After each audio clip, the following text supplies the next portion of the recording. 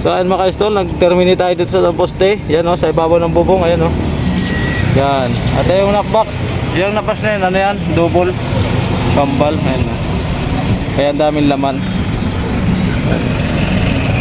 So makita nyo lang sobrang liwanag kasi against the light. Ayan.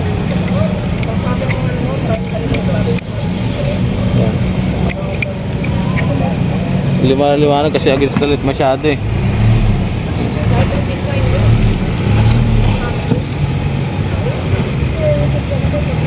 Yan o.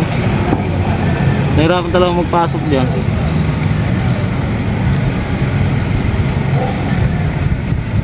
So ito yung nap mga ka-stall. Makita nyo yung laman, dalawa. Ayan o. Dalawa yung laman niya. Ayan. 48 kami sa ano, sa nap 2. Ito yung nap 2 sa ilalim. Ito yung nap 3 sa ibabaw. Ayan. Ayan. Kaya sobrang dami ng laman. Ayan. So ayan, nailap na namin yung ano namin. Sa ilalim yung ano namin, yung port. Sa ilalim. Ayan. Yan. 48 kami sa ilalim mga ka-stall. Nap to 48 yan oh. Ito. Ayan. Ayan. All goods na yung mga ka-stall. Nandito kami sa ibabaw ng bubong. At yung knockbox. Yan. Tirik ang araw. Tirik na tirik ang araw. Ang itim na namin. Yan. So ayan mga ka-stall. Yan. Yan. Tapos na tayo. At siguradong let's go sa inside na tayo mga ka-stall. Yan oh. Magandang araw naman sa inyo lahat mga ka-stall natin dyan. Yan, si Boss Alex oh. So ayan. So nag-install kami dito. Saka doon na si Boss nag-inside na oh. Doon. Mamaya papasok tayo doon at papakita natin yung pagkabit niya na ngayon oh. So nakabit niya na yung modem. Kabit niya na yung modem. Nagbiblink na. Kulay red yan. So nauna na kasi siya nag-inside. Pinix pa namin sa bubong yung ano, yung mga ano wire. Kaya hindi ko na nakunan na kunan lang natin pagkabit niya na ngayon at pag termination. Let's go. Diyan ikakabit yung IO natin. So ito yung modem dito pinalagay kasi para malapit sa tindahan sa interset sa baba. Yan.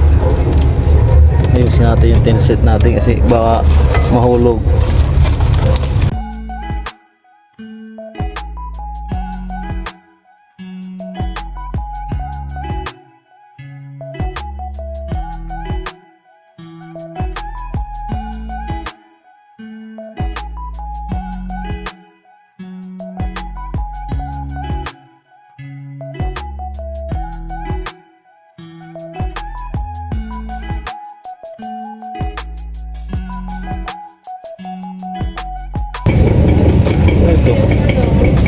Station. Nandoon yung maglulot. Sa ice cream yun? Sa ice cream. Wala dito. So dyan niya pinalagay ng may-ari kasi para dito masagi-sagi yung wire. Lalapit mo. Ngayon pa ang palaki dito, papalit. Sila lang kayo.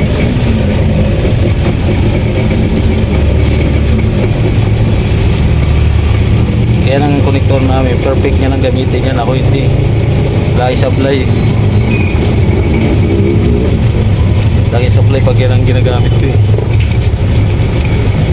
Pagkita ba? Wala na po dyan. Maka na upot.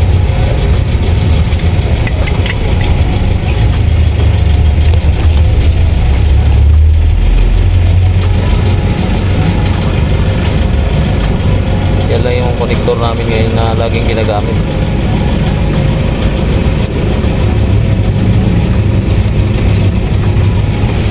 Power meter.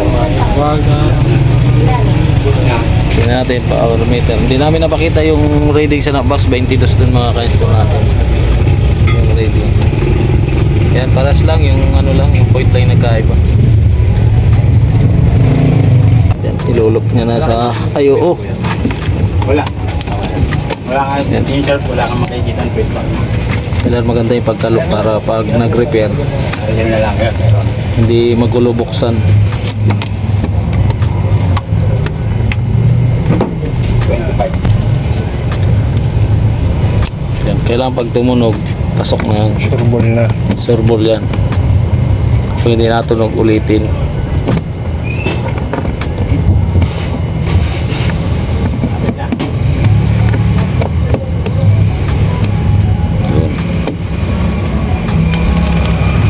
Tapos isaksak na yung anong patch cord.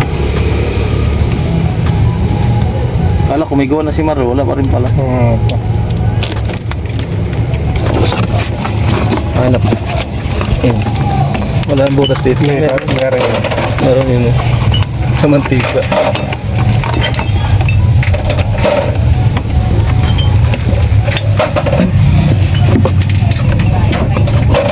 Dito natin pinalusot para magandang tingnan.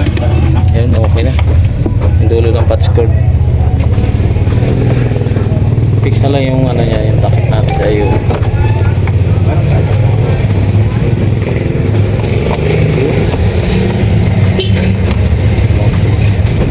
Bagong na lang. Sige, tapan mo na pre.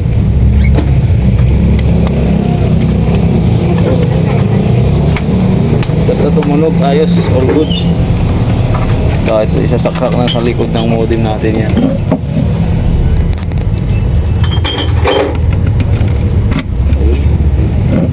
Okay na.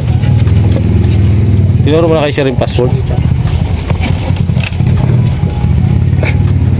Si Busalis. Bibili ka. Bibili ka.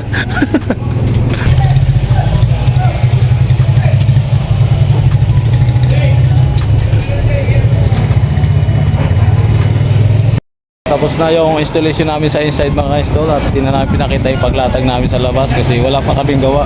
Nangali na. Si Boss Alex kasi tumira eh. Tumira siya papunta ng Napako ng papunta ng subs. Tapos si Boss Kuritana naman sa loob para mabilis yung gawa. Yan.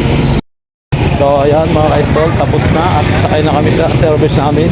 Kala mo po din. Nawala. Nawala. Nakabuhay po. Hindi ka na nagpasa. Panaynood na?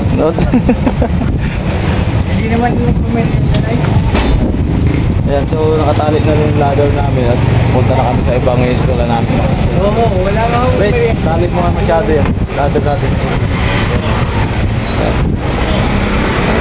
Tinali lang yung ladder namin, baka mahulog pag alis namin. Okay.